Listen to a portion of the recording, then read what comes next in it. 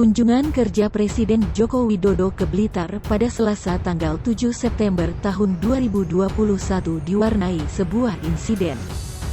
Seorang pria tak dikenal tiba-tiba membentangkan poster berisi sebuah pesan saat mobil Presiden Jokowi melintas. Terkait aksinya, pria tersebut kemudian diamankan oleh aparat kepolisian di lokasi. Dikutip dari Kompas.com, di antara kerumunan warga yang menyaksikan rombongan tersebut, muncul seorang pria yang membentangkan poster. Terlihat isi pesan dalam poster tersebut yakni, Pak Jokowi bantu peternak beli jagung dengan harga wajar. Pria yang diketahui sebagai Ketua Paguyuban Becak Makam Bung Karno, Kukuh Rudiono itu mengaku kaget dengan aksi pria itu.